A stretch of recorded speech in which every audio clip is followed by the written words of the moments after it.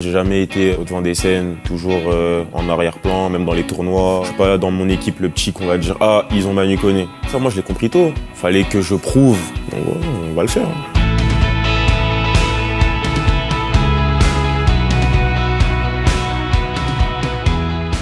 On a parlé de moi tard, franchement. Un peu tard. Centre de formation, on va dire. J'ai toujours été un peu plus derrière. Toujours le petit... par ma timidité. Maintenant, c'est mieux. Et par ma timidité, j'étais assez bon, mais on me voyait pas trop, j'étais toujours caché. Fallait que je prouve pour qu'on me dise « Ah, il y a ce petit ». Et jusqu'à maintenant, bah, c'est ça. Je connais mon processus, entre guillemets, que je dois toujours travailler, que je suis pas forcément devant des scènes, mais c'est mon chemin, je dois toujours travailler pour être vu. Donc ouais, on va le faire. Hein. C'est tout, mais j'ai jamais été un petit où directement, à part dans ma ville, à Villeneuve-la-Garenne, mais dans mes clubs jeunes, non, jamais. Après ça, moi, je l'ai compris tôt. Je l'ai compris tôt et c'est pas plus mal en vrai. Toujours en arrière-plan, même dans les tournois. Je suis pas dans mon équipe le petit qu'on va dire « Ah, ils ont Manu Koné ».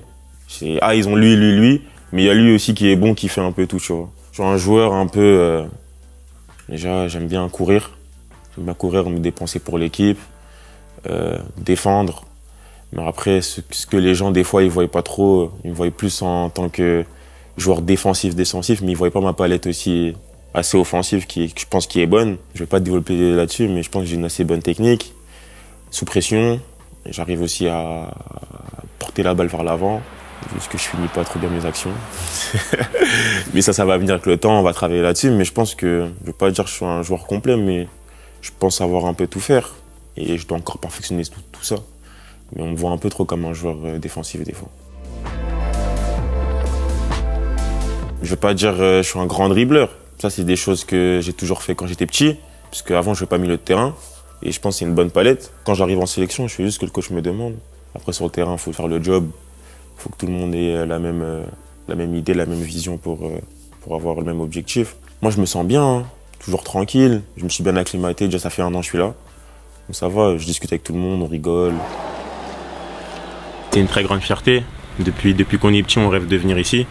Après voilà, moi j'ai déjà fait les classes de l'IN9 Clairefontaine ici quand j'étais petit. Donc c'était toujours un rêve de rentrer dans le château. Aujourd'hui c'est chose faite, donc j'espère que je vais donner le meilleur de moi-même pour pouvoir y rester. Quand on me voit, on dirait que je suis un peu froid, un peu... parce que ça on me l'a toujours dit. Mais que quand tu me connais, bah, tu sais déjà. Très souriant, qui aime bien titiller les gens.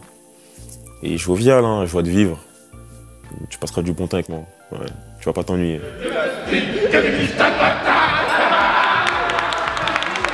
Moi, je viens de Villeneuve-la-Garenne. Je suis né à Colombes, en 92, mais je viens plus particulièrement de Villeneuve-la-Garenne, c'est à côté.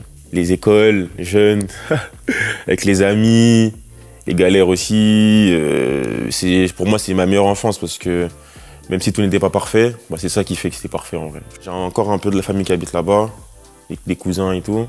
Et tous mes amis sont encore là-bas. Je fais mon tournoi aussi. C'est l'MK Cup, c'est un tournoi que j'ai voulu faire depuis que j'étais tout petit. Parce que quand j'étais petit, il y avait le joueur William Gallas.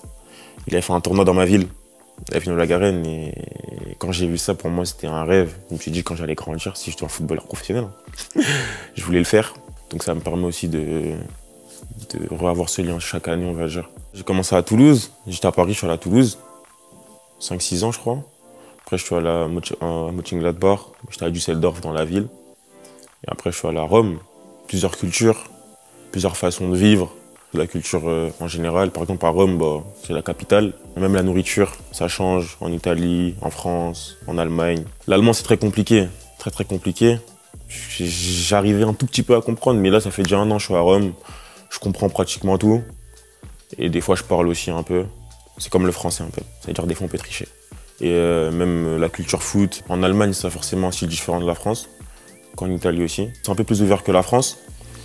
Et quand tu es habitué à ça et tu passes de ça pour jouer en Italie, qui est plus fermé, ça veut dire que bah, ça te donne encore d'autres aspects à réfléchir, comment jouer, c'est plus fermé, donc bah, faut s'adapter. Et tu progresses. C'est un dicton qui a commencé avec un ami au centre de formation. Un jour comme ça, on avait une discussion, on s'est levé, on s'est dit...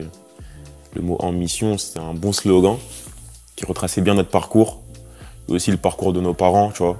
C'était plus ça. On s'est dit, bah, nos parents, quand Ils sont là, ils sont en mission pour nous, c'est dur, ils se donnent les moyens.